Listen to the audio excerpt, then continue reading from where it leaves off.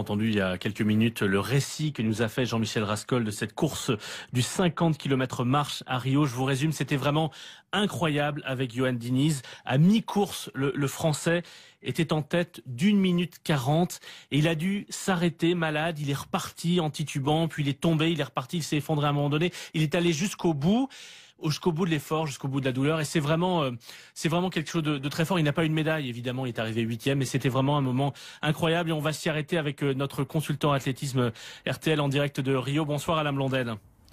Bonsoir. C'était vraiment quelque chose de très très fort. Au-delà du sport, vraiment. Il est allé au-delà de lui-même, Yoann Diniz, cet après-midi. Oui, il a été chercher dans des recoins et vraiment les fins fonds de lui-même pour aller jusqu'au bout, voir cette ligne d'arrivée enfin de son 50 km marche des Jeux Olympiques. Il faut savoir que Yoann se prépare depuis 4 ans pour les Jeux Olympiques et là en fait on s'est rendu compte avec ces images terribles parce que c'est la magie des Jeux, c'est qu'on a des images enfin de cette épreuve un peu de folie qu'est le 50 km marche avec 30 degrés au soleil, déshydraté et puis malade surtout. Ouais. Et c'est ce qui a coûté très cher à Yoann après être passé vraiment en tête et on avait l'impression qu'il était parti sur de bons rails pour être enfin médaillé aux Jeux et pourquoi pas champion olympique. Parce qu'en fait Yoann Diniz c'est peut-être le meilleur de son sport depuis plusieurs années. Il est détenteur du record du monde, mais à Pékin en 2008, il avait dû abandonner. Il avait été disqualifié en 2012. Il est vraiment poursuivi par ce que Jean-Michel appelait tout à l'heure une malédiction olympique. Et vraiment, il voulait aujourd'hui la briser. C'est ça? Oui, c'est exactement ça. C'est qu'en fait, il savait très bien à 38 ans que cette année était sa dernière chance. Rio était pour lui la dernière occasion de briser cette malédiction et de valider enfin le fait qu'il est peut-être le meilleur marcheur sur 50 km au monde. Il a passé une étape après avoir battu son record du monde en 2014 lors des championnats d'Europe de Zurich. Et ça, c'est pas neutre parce qu'en fait, il a battu devant tous les juges officiels qui ont validé la technique de sa marche parce qu'il faut savoir qu'à la marche, vous pouvez être déclassé, il y a des règles techniques à respecter. Et à partir de là, c'est lui qui allait le plus vite et il l'a montré d'entrée. Sauf que c'est un garçon qui supporte difficilement la chaleur et il est relativement sensible à ça. Et là, il s'est retrouvé vraiment dans un état physiologique extrêmement grave qui fait qu'il était psychologiquement, on est obligé de repousser les limites de son corps et il a redéfini ses objectifs au fur et à mesure. On l'a vu s'arrêter plein de fois. Il est tombé, vous l'aviez dit. Et ce sont vraiment des images terribles. Et par contre, vraiment chapeau bas à Yoann qui voulait absolument finir dans les 8 premiers de cette course. Parce que sans rentrer dans des détails, mais il était tellement malade qu'il a dû se soulager sur lui pendant la course et repartir malgré tout. Et repartir en souffrant. On voyait un masque de souffrance. C'était vraiment incroyable à voir. Il est allé chercher, vous le disiez, dans les recoins de son corps, son courage. C'est une leçon de vie. Et on se dit, mais quand on est athlète, on se bat pas juste pour un temps, on se bat pas juste pour une médaille. On se bat pour soi-même. Oui, on se bat même contre soi-même. On va chercher au plus loin pour savoir. Il faut se rendre compte que les Jeux Olympiques représentent quelque chose d'exceptionnel pour tous les athlètes, tous les sportifs. Et effectivement, c'est l'enjeu des Jeux Olympiques qui fait que Yoann était cherché aussi loin. Ce n'est pas le premier justement qui a été confronté à ce genre de difficultés. Il n'a pas pu trouver de toilette au moment où effectivement il en avait vraiment besoin. On a déjà vu ça malheureusement sur des 50 km marche. Pourquoi c'est aussi complexe le 50 km marche? Pourquoi est-ce que ça semble beaucoup plus difficile par exemple qu'un marathon? C'est tout simplement que physiologiquement, vous allez au-delà de la barre des 2 heures, 2 heures et demie, sur un niveau d'effort extrêmement violent. Vous êtes vraiment sur une vitesse quasiment maximum parce que ça tape très fort physiologiquement. Et au-delà des 2 heures, il y a tout un système physiologique de défense qui est en train de se mettre en place au sein de votre corps. Et tous les éléments qui ne sont pas utiles à l'effort physique se retrouvent un petit peu en veille, dont la digestion, dont l'assimilation des éléments nécessaires, hydriques et tout ce qui peut nourriture. Et puis d'un autre côté, vous avez de la consommation d'énergie qui fait que le corps, à un moment donné, a besoin de réserves, de récupérer des réserves et de récupérer un peu de la nourriture.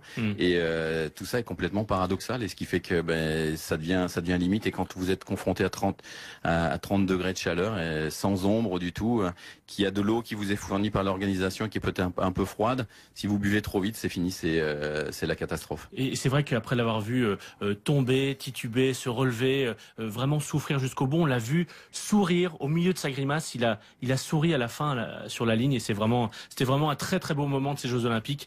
En tout cas, merci Alain Blondel d'avoir été avec nous en ligne. On va suivre avec vous les autres compétitions jusqu'à la fin du week-end. Consultant athlétisme RTL avec l'équipe des sports sur place à Rio. Bonne journée. RTL. De briser cette malédiction et de valider enfin le fait qu'il est peut-être le meilleur marcheur sur 50 km au monde. Il a passé une étape après avoir battu son record du monde en 2014 lors des championnats d'Europe de Zurich, et ça c'est pas neutre parce qu'en fait il a battu devant tous les juges officiels qui ont validé la technique de sa marche, parce qu'il faut savoir qu'à la marche vous pouvez être déclassé, il y a des règles techniques à respecter, et à partir de là c'est lui qui allait le plus vite et il l'a montré d'entrée, sauf que c'est un garçon qui supporte difficilement la chaleur et il est relativement sensible à ça, et là il s'est retrouvé vraiment dans un état physiologique extrêmement grave qui fait qu'il était psychologiquement on est obligé de repousser les limites de son corps, et il a redéfini ses objectifs au fur et à mesure. On l'a vu s'arrêter plein de fois, il est tombé, vous l'aviez dit, et ce sont vraiment des images terribles, et par contre vraiment chapeau bas à Johan qui voulait, il n'a pas pu trouver de toilette au moment où effectivement il en avait vraiment besoin. On a déjà vu ça malheureusement sur des 50 km marche. Pourquoi c'est aussi complexe le 50 km marche? Pourquoi est-ce que ça semble beaucoup plus difficile par exemple qu'un marathon? C'est tout simplement que physiologiquement, vous allez au-delà de la barre des 2 heures, 2 heures et demie, sur un niveau d'effort extrêmement violent. Vous êtes vraiment sur une vitesse quasiment maximum, parce que ça tape très fort physiologiquement. Et au-delà des 2 heures, il y a tout un système physiologique de défense qui est en train de se mettre en place au sein de votre corps. Et tous les éléments qui ne sont pas utiles à l'effort physique se retrouvent un petit peu en veille, dont la digestion, dont l'assimilation des éléments nécessaires, hydriques et tout ce qui peut être nourriture. Et puis d'un autre, Johan se prépare depuis 4 ans pour les Jeux Olympiques, et là en fait on s'est rendu compte avec ces images terribles, parce que c'est la magie des Jeux, c'est qu'on a des images enfin de cette épreuve un peu de folie qu'est le 50 km marche, avec 30 degrés au soleil, déshydraté et puis malade surtout, et c'est ce qui a coûté très cher à Johan après être passé vraiment en tête, et on avait l'impression qu'il était parti sur de bons rails pour être enfin médaillé aux Jeux et pourquoi pas champion olympique. Parce qu'en fait Johan Diniz, c'est peut-être le meilleur de son sport depuis plusieurs années. Il est détenteur du record du monde, mais à Pékin en 2008, il avait dû abandonner. Il avait été disqualifié en 2012. Il est vraiment poursuivi par ce que Jean-Michel appelait tout à l'heure une malédiction olympique. Et vraiment, il voulait aujourd'hui la briser. C'est ça? Oui, c'est exactement ça. C'est qu'en fait, il savait très bien à 38 ans que cette année était sa dernière chance. Rio était pour lui la dernière occasion absolument finir dans les 8 premiers de cette course. Parce que sans rentrer dans des détails, mais il était tellement malade qu'il a dû se soulager sur lui pendant la course et repartir malgré tout. Et repartir en souffrant. On voyait un masque de souffrance. C'était vraiment incroyable à voir. Il est allé chercher, vous le disiez, dans les recoins de son corps, son courage. C'est une leçon de vie. Et on se dit, mais quand on est athlète, on se bat pas juste pour un temps, on se bat pas juste pour une médaille. On se bat pour soi-même. Oui, on se bat même contre soi-même. On va chercher au plus loin pour savoir. Il faut se rendre compte que les Jeux Olympiques représentent quelque chose d'exceptionnel pour tous les athlètes, tous les sportifs. Et effectivement, c'est l'enjeu des Jeux Olympiques qui fait que Johan était cherché aussi loin. Ce n'est pas le premier justement qui a été confronté à ce genre de difficultés.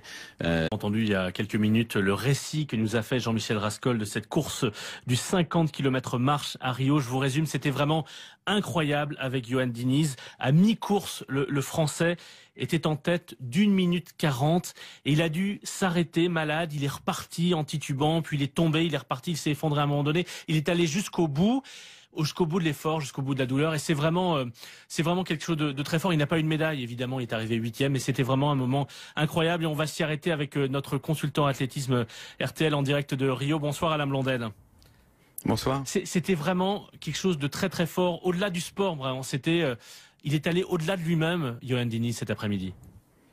Oui, il a été chercher dans des recoins et vraiment les fins fonds de lui-même pour aller jusqu'au bout, voir cette ligne d'arrivée enfin de son 50 km marche des Jeux Olympiques. Il faut savoir que